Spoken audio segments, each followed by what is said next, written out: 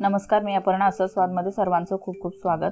आज आपण मैद्याचं कवर असलेली पुरणपोळी बनवायला पीठ कसं मळून तयार करायचं, जेणेकरून पोळी लाटताना फाटणार तर नाहीच, पण पोळ्या ह्या एकदम मऊसूद होतील. तसेच पोळीसाठी कवरला पीठसुद्धा कमी लागेल, त्यामुळे एकदम पातळ कवर असलेली आणि भरपूर पुरण बसणारी पोळी तयार होते. तर हे पीठ कसं मळायचं किंवा मैदा कशा पद्धतीने मळायचा ते बघू. इथे आपण मैदा हा चाळून घेऊ. तर परातामध्ये चाळण ठेवून घेतले. यामध्ये आपण मापाने बघितलं तर 3 कप मैदा घेऊ. एवढा मैदा हा 2 कप चणा डाळीसाठी परफेक्ट होतो. डाळ ही भिजल्यानंतर तिची क्वांटिटी वाढते. तसेच त्यामध्ये गूळ ॲड होतो, जवळजवळ 1 ते 1.5 कप. मग आपलं पुरण हे जास्त तयार होतं, त्यासाठी 3 कप मैदा हे प्रमाण अगदी योग्य होतं. इथे आपण मैदा चाळून घेतला आहे. आता यामध्ये चवीपुरतं मीठ घालू आणि रंगापुरती हळद. हे ऑप्शनल आहे, पण पोळ्या म्हटल्या तर त्या पिवळसर रंगाच्या छान दिसतात. त्यासाठी थोडीशी हळद टाकून व्यवस्थित मिक्स करून घेतलं आहे. आता या मैद्यावर कडकडीत तुपाचं मोहन घालून घेऊ किंवा तेलाचं घातलं तरी चालतं, पण पोळी म्हटली तर तुपाचं कॉम्बिनेशन परफेक्ट आहे.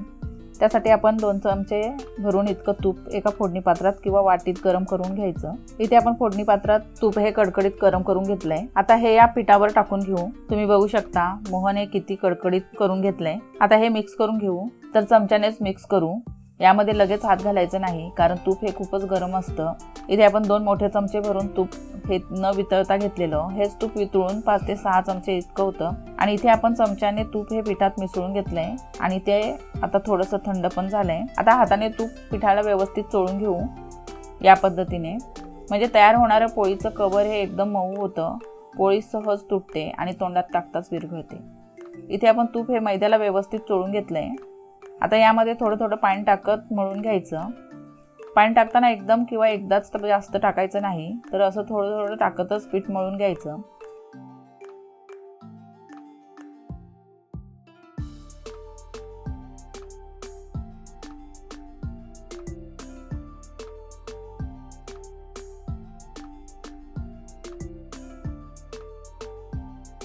एकदा का असा पिठाचा गोळा तयार झाला की नंतर यावर पाणी टाकत छान पिठात मुरवायचं. तर असं मुठीने दाबून पाणी मुरवून घ्यायचं. पीठ हे एकदम सैल होईपर्यंत पाणी टाकून मळायचं.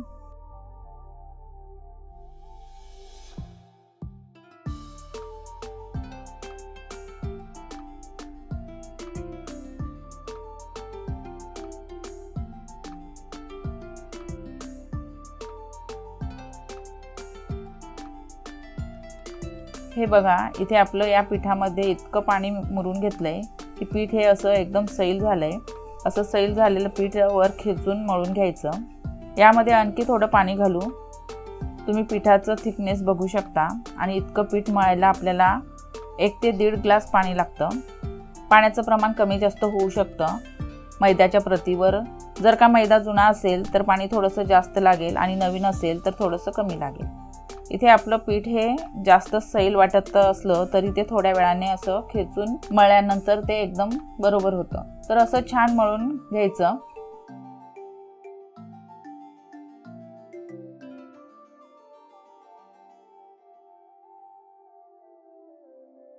आणि हे बघा, असंच आपण मळून घेतलंय. आणि आता तुम्ही पिठाचं थिकनेस बघू शकता. तर ह्या पद्धतीने मैदा मळून घ्यायचा, म्हणजे पोळ्या ह्या खूपच छान होतात. तर इथे आपलं पीठ मळून तयार आहे. आता हे लगेच आपण पोळ्या लाटण्यासाठी वापरू शकतो किंवा 10 ते 15 मिनिट झाकून ठेवून नंतर वापरलं तरी चालतं, म्हणजे पीठ थोडंसं आणखी मुरेल. आणि हे ठेवताना झाकूनच ठेवायचं, उघडं ठेवायचं नाही. झाकून ठेवलं तर ते असं मऊ राहतं. उघडं ठेवलं तर वरील भाग हा सुकतो, म्हणून एखाद्या भांड्यात ठेवून झाकून ठेवायचं किंवा प्लॅस्टिक फूड बॅगमध्ये ठेवायचं, म्हणजे पीठ छान मऊच राहतं. तर अशा पद्धतीने पीठ मळून पोळ्या नक्की करून बघा. खूपच छान पोळ्या होतात, अजिबात फाटत नाही. आणि हा व्हिडिओ आवडला असेल तर व्हिडिओला लाईक, शेअर, कमेंट नक्की करा. आणि चॅनलवर नवीन असाल तर चॅनलला सबस्क्राईब करून बेलवर पण क्लिक करा, म्हणजे पुढे येणाऱ्या रेसिपी व्हिडिओची नोटिफिकेशन लगेचच तुम्हाला येईल. तर पुन्हा भेटू अशाच एका साध्या, सोप्या आणि चविष्ट रेसिपी व्हिडिओमध्ये. धन्यवाद.